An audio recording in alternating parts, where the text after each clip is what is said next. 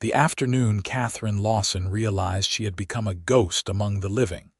She was standing in the middle of Ventura's only mercantile in California, holding a bolt of fabric she could not afford, while three women debated over her head as though she did not exist. It was 1878, and Katherine had been working as a seamstress in the boarding house for 2 years since her father died, stitching until her fingers bled, eating scraps, sleeping in a storage closet that barely fit her narrow cot. At 21 years old, she had learned to make herself small, to speak softly, to never ask for anything.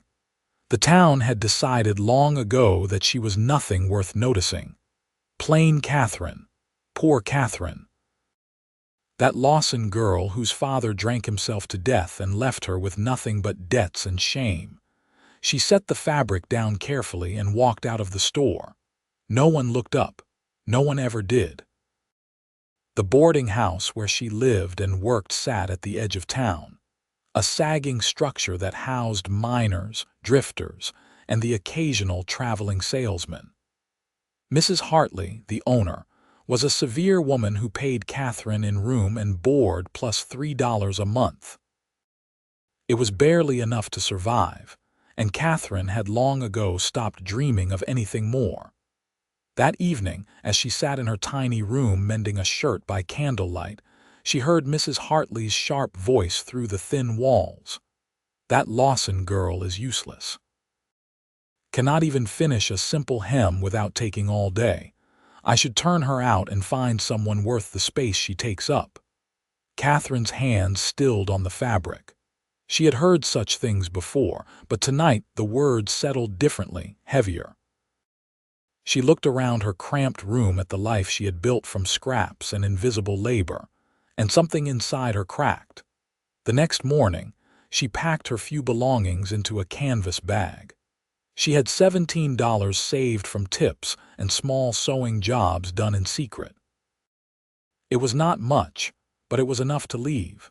She did not know where she would go, only that she could not stay in a place where she had ceased to exist. Mrs. Hartley was in the kitchen when Katherine came down the stairs. "I am leaving," Katherine said quietly. "Mrs." Hartley looked up from her coffee, eyes narrowing. "You cannot leave. You owe me for the room. I have worked for 2 years for almost nothing. We are even." Katherine's voice surprised her with its steadiness. "You ungrateful girl, after I took you in when no one else would have you." Katherine walked past her without another word. For once, being invisible was a blessing. She slipped out the door and into the cool morning air, heading toward the edge of town where the road wound up into the mountains. She had no plan except to walk until she found somewhere that might need a seamstress, somewhere she might start over. The road was dusty and rutted from wagon wheels, climbing steadily into pine-covered hills. By midday, her feet ached and her bag felt impossibly heavy. She stopped to rest beside a creek, drinking the cold water and wondering if she had made a terrible mistake. That was when she heard the horse. Katherine scrambled to her feet as a rider appeared around the bend. The man on horseback was massive, broad-shouldered and tall, with dark hair that fell past his collar and a thick beard. He wore buckskin and carried a rifle across his saddle. His eyes, a startling blue against his sun-darkened skin, fixed on her immediately. He pulled his horse to a stop. "You lost." His voice was deep, rough from disuse. Katherine felt her throat tighten. No one had truly looked at her in so long that his direct gaze felt almost painful. "No, I am traveling. On foot with no supplies." He glanced at her thin canvas bag. "Where are you headed?" "I do not know yet." He studied her for a long moment. Katherine expected him to ride on, to dismiss her as everyone else did. Instead, he dismounted, moving with surprising grace for such a large man. "Name is Samuel Graham," he said. "I have a cabin about 5 miles up this mountain. You are welcome to rest there. Get proper supplies before you keep traveling." Katherine knew she should be afraid. A strange man in the wilderness, offering shelter. But something in his eyes was steady and honest, and she was so tired of being invisible that even danger felt better than nothing. "Katherine Lawson," she said. "I would appreciate that." Samuel nodded and helped her onto his horse before swinging up behind her. Katherine had never been so close to a man before. She could feel the solid warmth of him at her back, the strength in his arms as he handled the reins. He smelled like pine smoke and leather. They rode in silence up the mountain trail. The forest grew thicker, the air cooler and sweeter. Katherine saw deer watching from the shadows, heard the call of birds she could not name. The world felt bigger here, wilder, and she felt something loosening in her chest. Samuel's cabin appeared in a clearing, a solid structure of logs with a stone chimney. It was larger than she expected, well built and carefully maintained. A vegetable garden grew on one side, and there was a small barn for his horse. He helped her down and led her inside. The cabin was neat and sparse, furnished with handmade furniture. A large fireplace dominated one wall, and shelves held books, tools, and supplies. It was the home of a man who lived alone but lived well. "You can sleep in the loft," Samuel said, pointing to a ladder that led to a sleeping area above. "I will make us some food." Katherine watched as he moved around the cabin with quiet efficiency, building up the fire, setting a pot to boil, slicing venison and vegetables. His hands were large and scarred but surprisingly deft. "How long have you lived here?" she asked. 5 years. Came up here after the war. Needed somewhere quiet. "Do you not get lonely?" Samuel glanced at her and something flickered in his eyes. "Sometimes, but people down in town are not much for company. They talk too much and say too little." Katherine understood exactly what he meant. They ate together as the sun set, and Samuel proved to be a better cook than Katherine expected. The venison was tender, seasoned with herbs from his garden. He gave her generous portions and watched to make sure she ate them. "You are too thin," he said bluntly. "When did you last have a proper meal?" Katherine could not remember. She looked down at her plate. "I am not used to being noticed enough for anyone to care." Samuel set down his fork. "How could anyone not notice you?" The question was so sincere, so genuinely confused, that Katherine felt tears prick her eyes. She told him then about her father's death, about working at the boarding house, about being treated like furniture. Samuel listened without interrupting, his blue eyes never leaving her face. When she finished, he was quiet for a long moment. "You are not invisible to me," he said finally. "I see you just fine." That night, lying in the loft on a bed more comfortable than any she had known in years, Katherine stared at the dark ceiling and felt something unfamiliar stirring in her heart. Hope, perhaps, or the beginning of something even more dangerous. She woke to the smell of coffee and bacon. Morning light streamed through the windows, golden and warm. Samuel was already up, cooking breakfast. "I thought I would head down to the trading post today," he said when she climbed down the ladder. "Get you some proper traveling supplies, unless you have decided where you are going." Katherine poured herself coffee from the pot on the stove. "I was thinking I might stay in the area. If there is any work to be found, can you sew?" "Yes, I am a seamstress." Samuel nodded slowly. "Trading post owner's wife takes in sewing sometimes. Might be she would pay you for help. And there is a settlement about 10 miles north, families moving in. They would need someone who can sew." Katherine felt that hope growing stronger. That would be wonderful. They rode down the mountain together, Katherine sitting in front of Samuel on his horse again. She was becoming accustomed to his presence, to the solid comfort of him. He pointed out landmarks as they rode, telling her about the mountain in his quiet, careful way. The trading post was a rough building at a crossroads, run by a weathered man named Joe Pierce and his wife Martha. When Samuel walked in with Catherine, Martha's eyes went wide. "Samuel Graham, I have not seen you in 3 months, and with a lady no less." Samuel's ears went slightly red, but his voice stayed calm. "This is Katherine Lawson. She is a seamstress looking for work." Martha looked Catherine up and down with sharp, assessing eyes. "Can you do fine work? Mending and such?" "Yes, madam. I can also make dresses, shirts, anything you need." "Well now, I have been drowning in mending since old Mrs. Cooper died last winter. If you are half as good as you say, I will pay you fair and keep you busy." They worked out an arrangement. Catherine would come to the trading post 3 days a week to sew. Martha would pay her $8 a month plus meals on the days she worked. It was not much, but it was more than Mrs.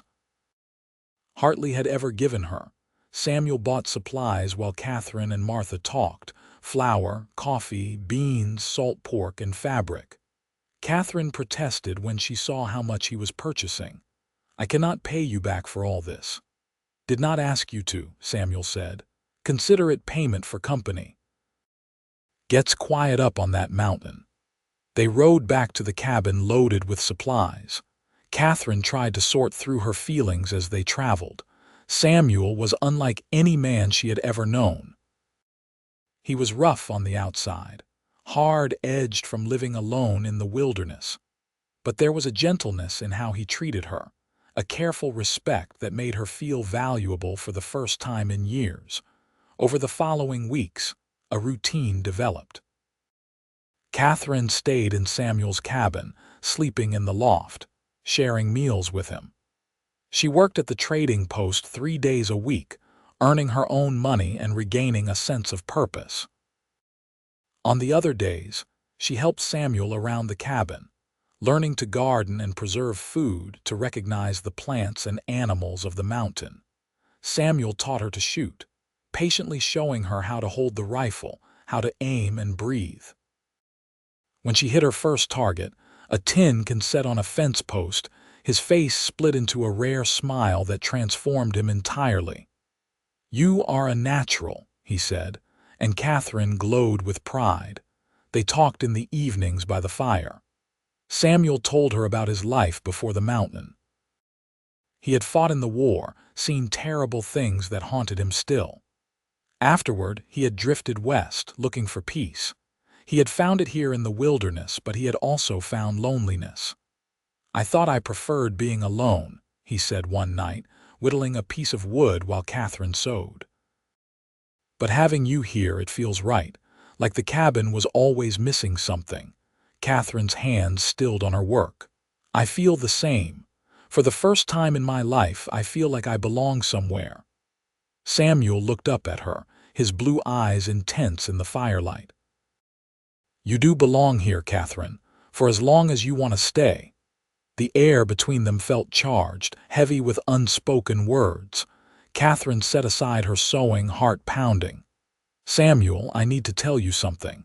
These past weeks with you, they have been the happiest of my life. You see me in a way no one ever has. You make me feel like I matter." Samuel set down his whittling and crossed to where she sat. He knelt in front of her chair, taking her hands in his large, calloused ones. "You do matter, Catherine. You matter more than anything. I have been trying to find the words to tell you, but I am not good with words. I am just a man who lives on a mountain. But I see you, and I want to keep seeing you every day for as long as you will have me." Catherine felt tears streaming down her face, but they were good tears, joyful tears. "Yes, yes, I want that too."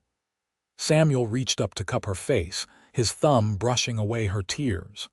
"Can I kiss you?" She nodded, and he leaned in slowly, giving her every chance to pull away. When his lips met hers, it was gentle and reverent, like she was something precious. Catherine had never been kissed before, had never imagined it could feel like this, like coming home. When they pulled apart, Samuel rested his forehead against hers. "I love you, Katherine Lawson. I know it is fast, but up here on this mountain, time moves different.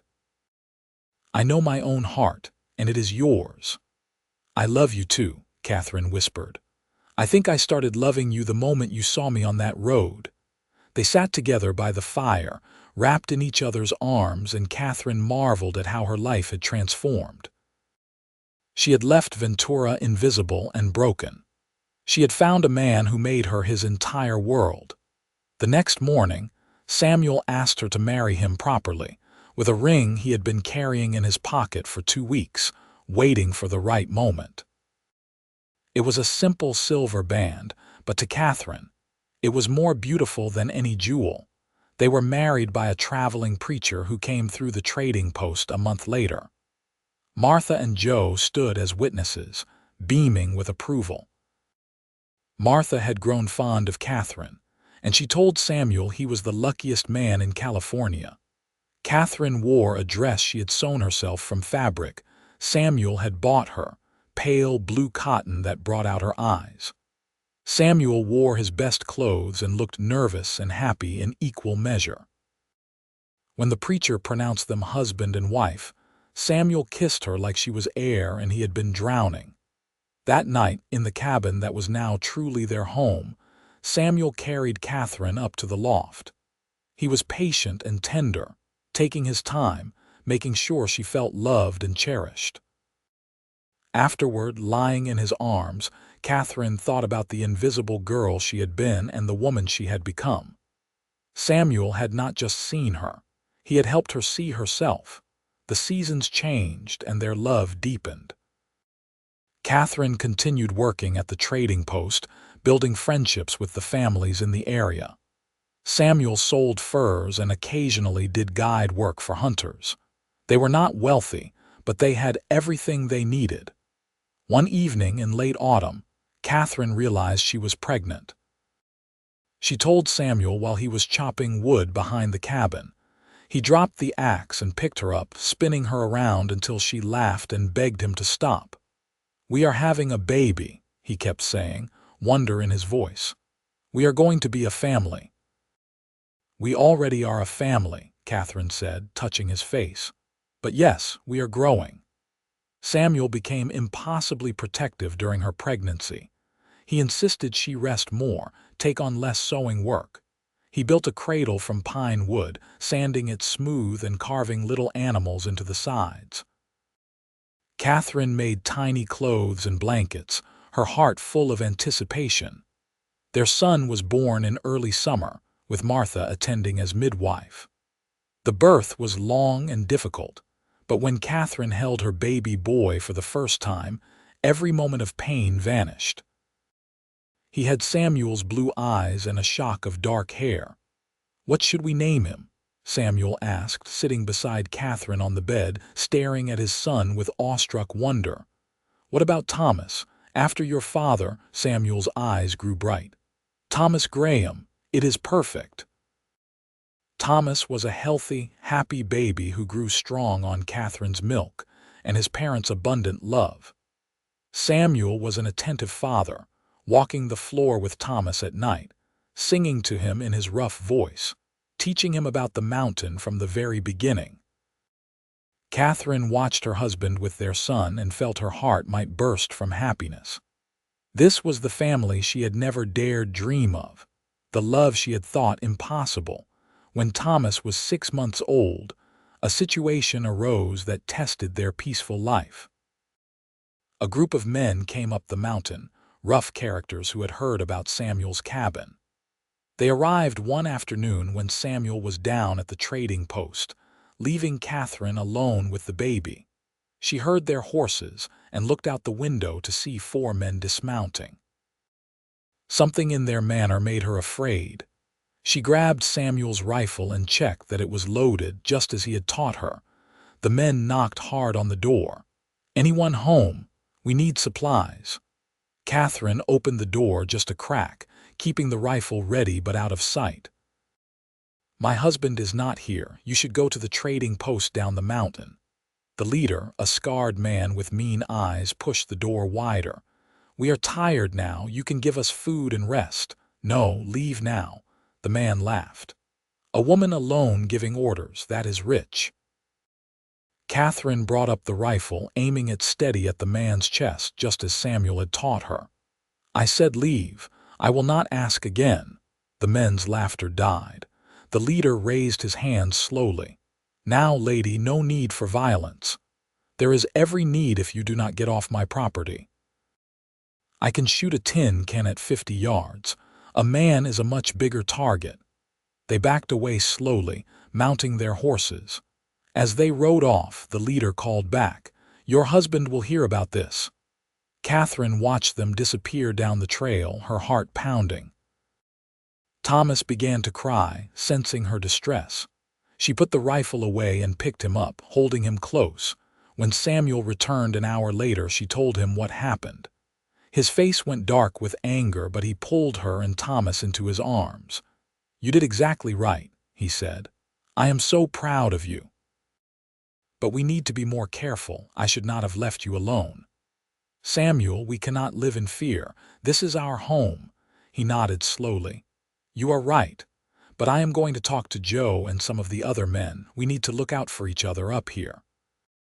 Samuel organized the scattered families and homesteaders in the mountain area into an informal watch. They would check on each other regularly, help with problems, warn about trouble. It created a sense of community that had not existed before, and Katherine found herself at the center of it, no longer invisible but vital. She organized social gatherings at their cabin, sewing circles for the women, dinners where families could meet and children could play.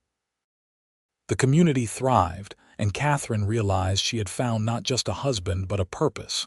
3 years passed in contentment. Thomas grew into a curious, adventurous little boy who followed his father everywhere.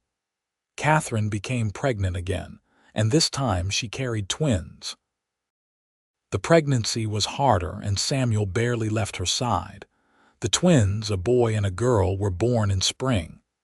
They named them James and Emma. The birth left Katherine weak, and for several weeks Samuel took over everything, caring for her and all 3 children with tireless devotion. "You are amazing," Katherine told him one night as he brought her dinner in bed. "I do not know how you manage it all." "You did it for me when Thomas was born and I broke my leg," Samuel reminded her. "That is what we do. We take care of each other." It was true.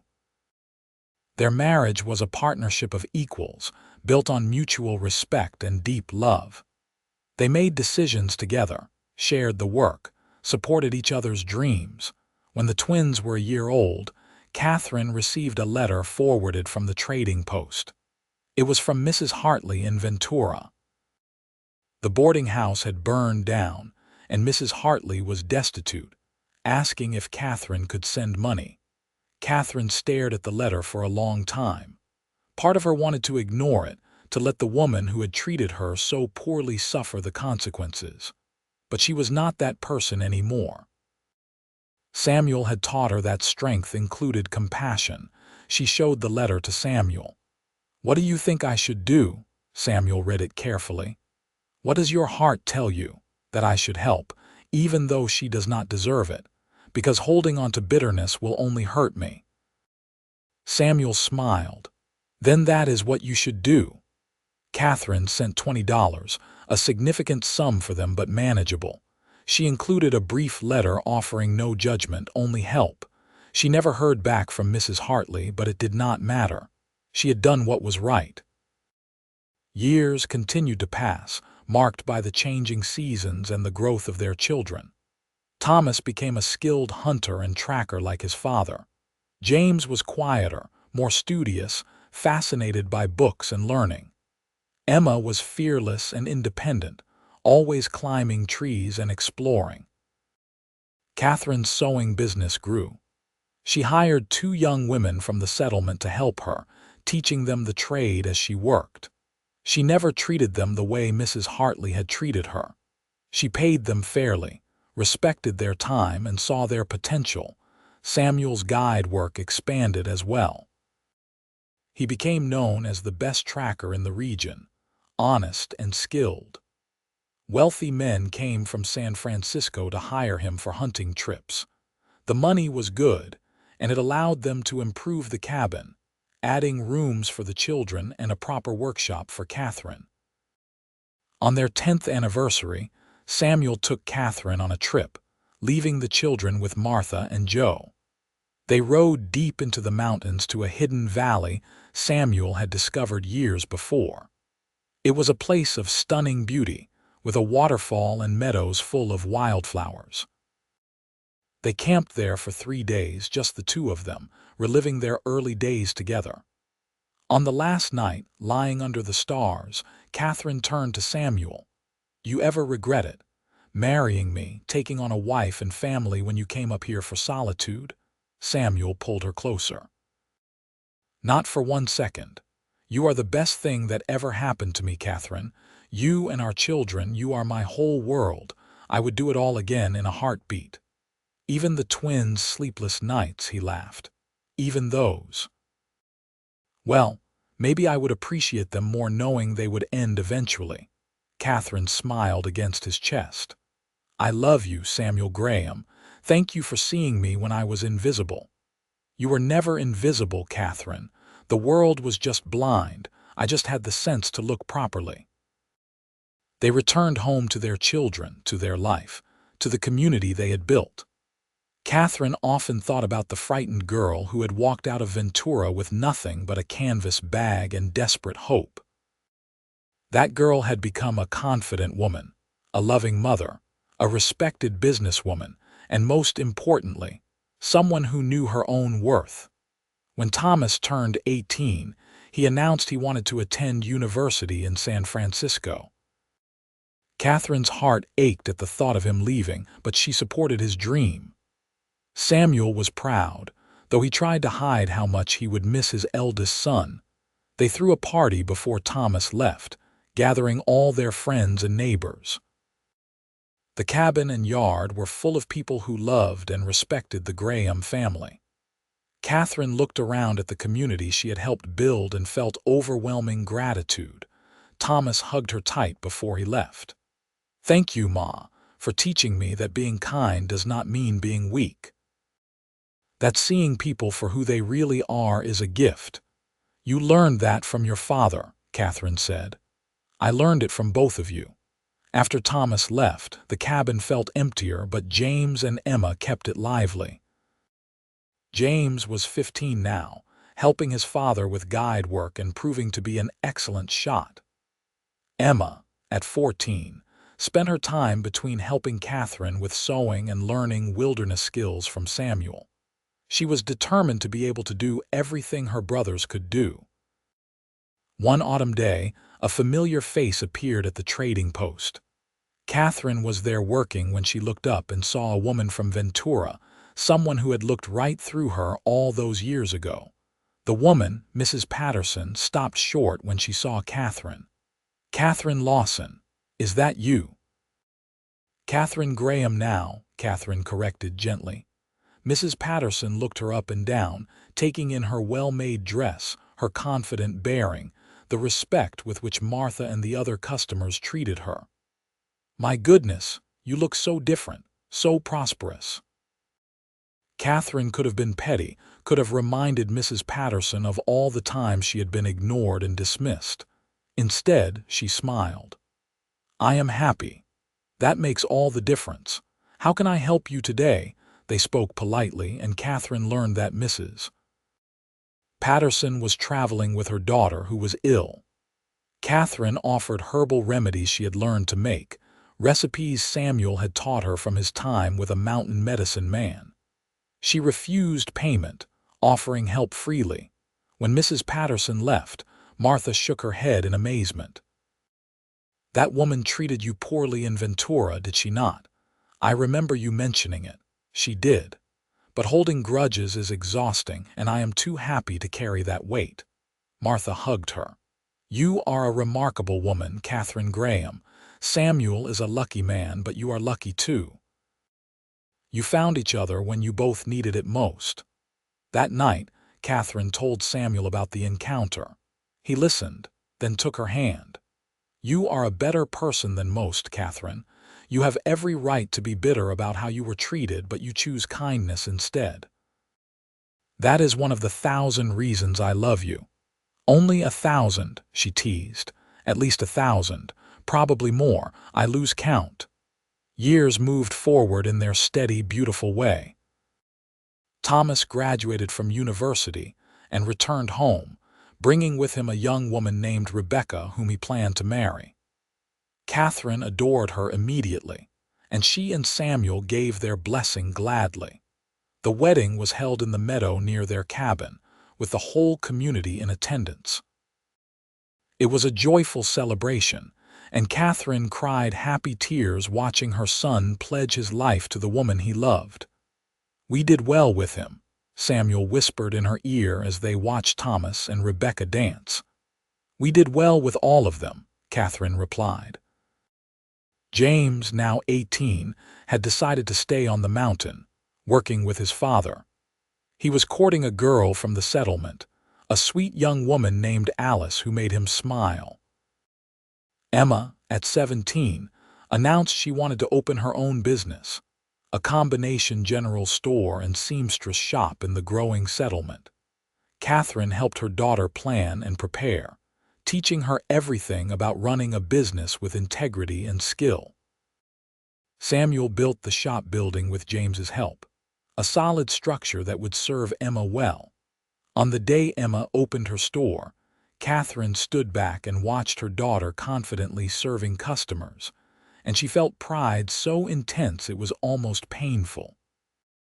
All three of her children were finding their own paths, strong and capable and kind.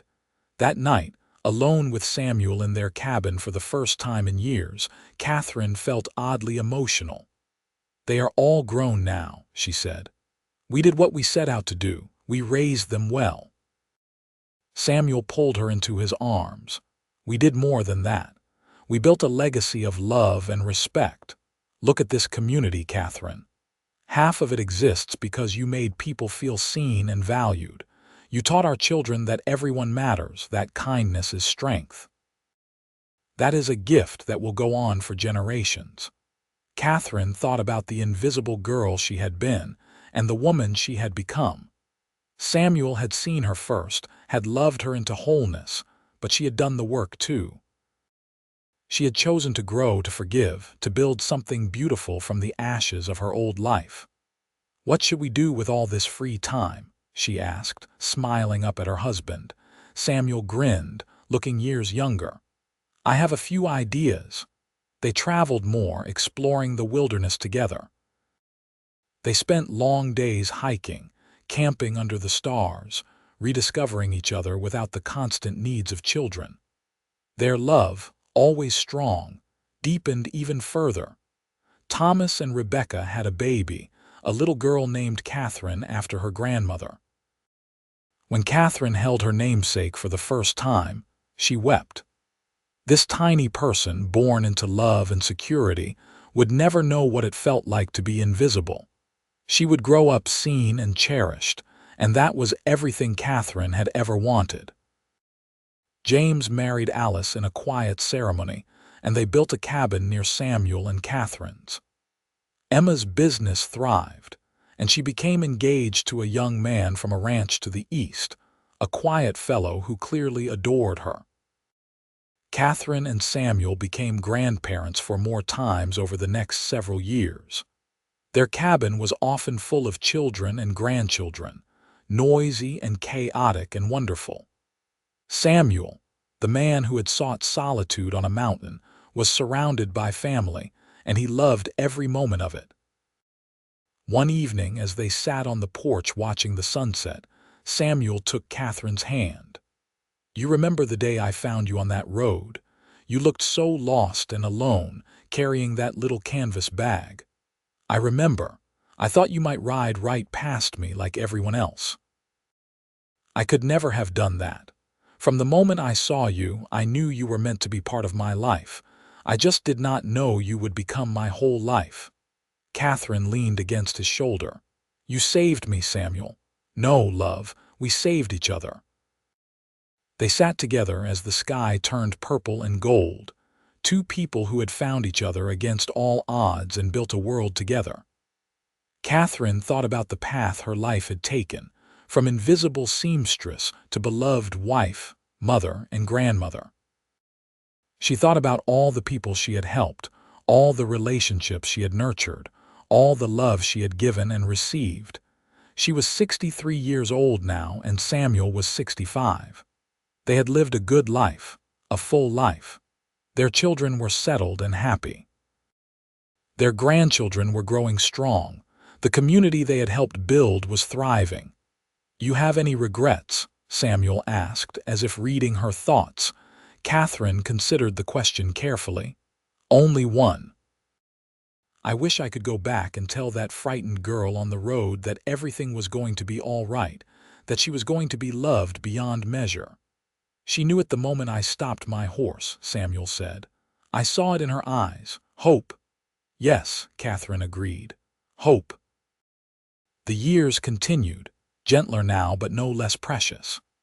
Katherine and Samuel grew old together, their hair turning silver, their movements slower but their love constant. They watched their grandchildren grow, celebrated more weddings, welcomed great-grandchildren.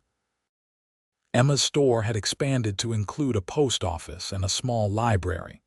Thomas had become a professor, teaching at the university where he had studied. James and Alice had 4 children and a thriving ranch. The Graham family name was known throughout the region as one synonymous with integrity, kindness, and hard work. Katherine's health began to fail when she was 78. It was nothing sudden, just the slow wearing down of a body that had lived fully. Samuel cared for her with the same tender devotion he had always shown, refusing to let anyone else take over her care.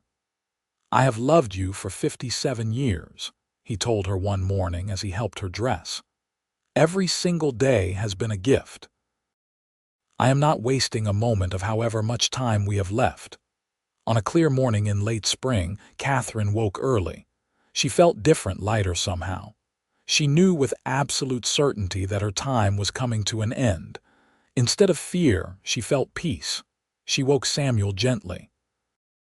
"My love, I need to tell you something." He was instantly alert, seeing the knowledge in her eyes. His face crumpled for a moment before he controlled it. "Katherine, it is all right," she said, touching his face. "I have lived the most beautiful life. You made me visible, Samuel.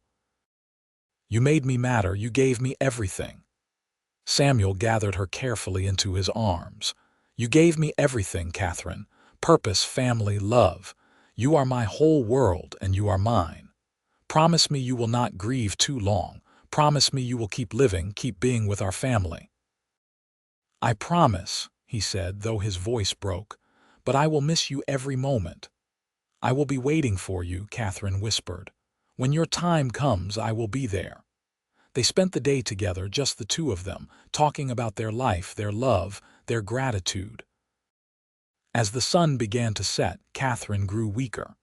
Samuel held her close, whispering his love over and over. "Thank you," Katherine breathed, "for seeing me, for loving me, for making me your world." "Always," Samuel said, "always and forever." Katherine closed her eyes with a smile on her face, surrounded by love, her hand clasped in the hand of the man who had seen her when she was invisible and made her the center of his universe. She slipped away peacefully, loved and cherished to her very last breath. Samuel kept his promise. He grieved, as anyone would who lost their soulmate, but he did not let grief consume him. He lived for another 5 years, surrounded by his children, grandchildren, and great-grandchildren. He told stories about Katherine, keeping her memory alive, making sure every new generation knew about the remarkable woman who had built their family. On a summer morning very like the one when Katherine had died, Samuel passed away in his sleep, a smile on his face. Thomas, sitting vigil beside his father's bed, swore he heard his father whisper Katherine with his last breath, joy in his voice. They buried Samuel beside Katherine on the mountain they had loved, in a spot overlooking the valley where their cabin still stood. The entire community came to pay respects, 3 generations of people whose lives had been touched by the couple who had seen value in everyone. At the funeral, Emma stood to speak. "My mother taught us that everyone deserves to be seen, to be valued, to matter. My father taught us that love is a choice you make every day in 1,000 small actions. Together, they showed us what a life well lived looks like. They built a family, a community, a legacy of love that will go on long after we are all gone. They were not famous or wealthy, but they were rich in all the ways that truly matter. They saw each other, and in doing so, they taught us all how to truly see." The Graham name continued through the generations, always carrying with it the values Katherine and Samuel had instilled. The story of how they met, of the invisible girl and the mountain man who made her his world, became a family legend passed down with love and reverence. In the settlement that grew into a small town, Emma's store still stood, now run by her great-granddaughter. On the wall hung a portrait of Katherine and Samuel, painted from a photograph taken on their 50th anniversary. They stood together, Samuel's arm around Katherine, both of them smiling with the easy affection of a lifetime of love. Beneath the portrait was a plaque that read, "Katherine and Samuel Graham, they taught us to see." And in that simple phrase was captured the essence of their extraordinary love story. A woman who had been invisible found a man who saw her truly. Together, they built a world where everyone mattered, where love was the foundation of everything, where kindness and respect created ripples that touched countless lives. Their love had been simple in its beginning, a chance meeting on a mountain road. But from that simple beginning grew something magnificent, a testament to the power of truly seeing another person, of choosing love every day, of building a life based on mutual respect and endless devotion. Katherine had worried once that she was invisible, that she did not matter. Samuel had shown her the truth. She had always mattered, she had always been worth seeing. He had simply been the first person wise enough to look properly. And in seeing her, in loving her, in making her his world, Samuel had given Katherine the greatest gift imaginable, the knowledge of her own worth. Their story ended as all stories must, with death and loss. But it also continued in their children and grandchildren, in the community they had nurtured, in every life touched by their example. Love like theirs did not die. It transformed, it spread, it became part of the very fabric of the world. On the mountain where Samuel's cabin still stood, now preserved as a family home passed through the generations, the wind whispered through the pines. In the meadow where Thomas and Rebecca had married, wildflowers bloomed. At the trading post, now a historical landmark, visitors could still see the room where Katherine had worked, building her business and her friendships. And in the hearts of everyone who knew their story, Katherine and Samuel Graham lived on, a reminder that true love sees, values, and cherishes. That invisible people just need someone willing to look. That a life built on love and respect creates a legacy that never truly ends. The girl who had been invisible became a woman who mattered profoundly. The mountain man who sought solitude found his purpose in loving her. Together, they proved that sometimes the most extraordinary love stories begin with the simplest act, one person truly seeing another, and they lived and loved and built a beautiful world together. It was more than enough. It was everything.